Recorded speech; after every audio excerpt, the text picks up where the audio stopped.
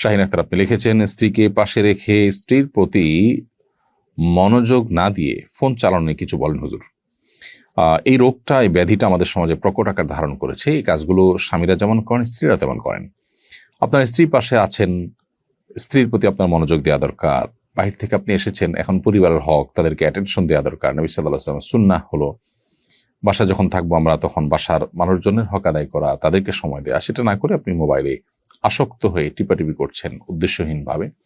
এটি অবশ্যই আপনার পরিবারের প্রতি আপনার অবহেলা, অমনোযোগিতা এবং দায়িত্বজ্ঞানহীনতা, যেটি কোরআন যে আল্লাহ নির্দেশ করেছেন, আশিরুহুন্না বিল মারুফ, তোমরা তোমাদের স্ত্রীদের সাথে সুন্দরভাবে দিনাতিপাত করো, যথাযথভাবে দিনাতিপাত করো। এটি তার বিপরীত, যার কারণে একজন আদর্শ মুসলমান এটি করতে পারেন না। ঠিক একইভাবে একজন স্ত্রী তার স্বামীর হক আদায় না করে তিনি ঘন্টাকে ঘন্টা ইউটিউবে, সোশ্যাল মিডিয়াতে, বিভিন্ন গ্রুপ ইত্যাদিতে এঙ্গেজ হয়ে আছেন। পরিবার, সন্তান সন্ততি, নিজের স্বামী, তাদের প্রতি যেভাবে মনোযোগী হওয়া দরকার, তাদের প্রতি যেভাবে মনোযোগী থাকা দরকার, তাদের জন্য নিজেকে প্রস্তুত করা, তাদের সাথে এঙ্গেজ থাকা যতটা প্রয়োজন, সেটা না করে তিনি মোবাইল ফোনে কিংবা টেলিভিশনে কিংবা সোশ্যাল মিডিয়া ইত্যাদিতে খুব বেশি সময় তিনি ব্যয় করছেন। তিনিও একই ভুল করছেন এবং একই অপরাধী। তো এই জায়গাটাতে আমাদের এই ব্যাধিটা দূর করা দরকার, যে সোশ্যাল মিডিয়ার আসক্তি কিংবা মোবাইল ফোনের টিপাটিপি, এটা যেন আমাদের পরস্পরের প্রতি যে কর্তব্য আছে, সেই কর্তব্যের জায়গা থেকে আমাদেরকে সরিয়ে না দেয়। আমরা যেন আসক্তির জায়গা চলে না যায়। আসক্তির জায়গা চলে গেলেই কিন্তু কর্তব্যর জায়গা থেকে সরিয়ে দিবে। স্বামী হিসাবে স্ত্রীর ভরণ পোষণের ব্যবস্থা করলেন, স্ত্রীর শারীরিক চাহিদা পূরণ করলেন, জাস্ট এটুকুই তার প্রতি আপনার একমাত্র কর্তব্য নয়। আপনি তাকে সময় দেয়া, তার কাজে সহযোগিতা করা, তার ভালো সঙ্গী হওয়া, তার সাথে একান্তে সময় কাটানো, এই সবগুলোই কিন্তু স্ত্রীর প্রতি আপনার যে কর্তব্যগুলো আছে তার মধ্য থেকে। সো সেগুলোর ব্যাঘাত সৃষ্টি হয় বা সেগুলোকে আপনাকে আদায় করতে দেয় না, সেরকম কোনো কাজ আপনার মধ্যে যদি থাকে, সেটা নিয়ে আপনার বারবার ভাবতে হবে এবং সেখানে সংশোধনী আনতে হবে। এই সোশ্যাল মিডিয়ার আসক্তি, মোবাইল ফোনের অতিরিক্ত ব্যবহার, এটা আল্লাহর থেকে আমাদেরকে দূরে সরাচ্ছে, বান্দার হক নষ্ট করাচ্ছে, জাহান্নামের দিকে আমাদেরকে নিয়ে যাচ্ছে। বিধায় বিষয়টা খুবই সিরিয়াস। এটা কে খুব হালকাভাবে দেখার কোনো কারণ নেই। এই জন্য স্বামী হোক আর স্ত্রী, নারী হোক আর পুরুষ, সবাইকে এ ব্যাপারে দায়িত্বশীল আচরণ করতে হবে এবং এই ব্যাধি থেকে মুক্ত হওয়ার, সুস্থ হওয়ার চেষ্টা চালাতে হবে।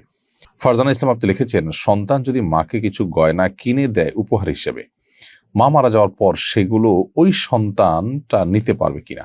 সব ভাই বোনদের মাঝে ভাগ, নাকি সব ভাই বোনদের মধ্যে ভাগ করে দিতে হবে, বা ওরাও মায়ের এই গয়নার হকদার হবে? বাবা বেঁচে থাকলে কি উনিই এটার মালিক হবেন?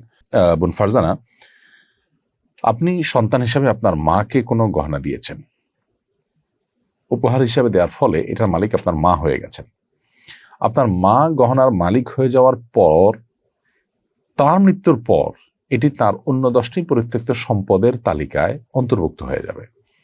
সো তার মৃত্যুর পর আপনার বাবার একটা অংশ সেখানে থাকবে, আপনি অ্যাজ এ সন্তান আপনার একটা অংশ থাকবে, আপনার অন্যান্য ভাই বোন থাকলে তাদেরও অংশ থাকবে। অর্থাৎ আপনি সেখান থেকে একজন ওয়ারিস হিসাবে, আপনার মার নিজস্ব কোনো জমি থাকলে, অর্থকড়ি থাকলে, সেখান থেকে যেরকম একটা ভাগ পেতেন, এই গহনা যেটা আপনি তাকে গিফট হিসেবে দিয়েছেন, এখান থেকেও একটা ভাগ আপনি পাবেন একজন ওয়ারিস হিসেবে। অতএব এটা পুরোটুকু আপনার বাবাকে দিতে হবে, সেটাও ঠিক না। আবার পুরোটুকু আপনি ব্যাক করবেন, সেটাও ঠিক না, কারণ আপনি তাকে গিফট করেছেন। আর যদি আপনি মাকে ব্যবহার করার জন্য দিয়েছেন, জাস্ট ইউজের জন্য দিয়েছেন, ধারের মতো দিয়েছেন, তাহলে সেক্ষেত্রে আপনি এটার যে তার মৃত্যুর পর এটা ব্যাক করে নেওয়া বা আপনার ফেরত নেওয়া, সে সুযোগ আপনার আছে, কারণ আপনি তাকে মালিক বানিয়ে দেননি, জাস্ট তার কাছে রেখেছেন বা তাকে ব্যবহার করতে দিয়েছেন। আর যদি তাকে গিফট হিসেবে দিয়ে থাকেন, মালিক বানিয়ে দিয়ে থাকেন উপর হিসাবে, তাহলে সেক্ষেত্রে যেটি বলেছি সেই বিধান প্রযোজ্য এবং আপনি তার একটা অংশ পাবেন। বেলাউদ্দিন জাফরি আপনি লিখেছেন, শ্বশুরবাড়ি থেকে সামাজিক কালচার অনুসারে খাবার পাঠাচ্ছে, কিন্তু আমি এসব কালচার পছন্দ করি না, তাই ওই খাবার পাঠিয়ে দিয়েছি। ফলে শ্বশুরবাড়ির লোকজন আমার উপর রাগ করেছেন। এখন আমি কি করতে পারি? তাদেরকে আপনি নানাভাবে কনভিন্স করবেন।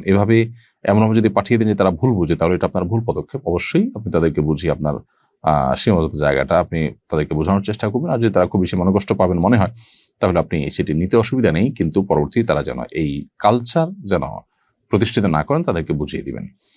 আর কালচারের অংশ হিসাবে ছাড়া যে তারা উপহার দেয়, একেবারে চোখ বন্ধ করে সব উপহার আপনি ন্যায় করে দিবেন, সেটা উচিত নয়, সেটা মাথায় রাখতে হবে। আস-সুন্নাহ ফাউন্ডেশন, উম্মার স্বার্থে, সুন্নাহর সাথে।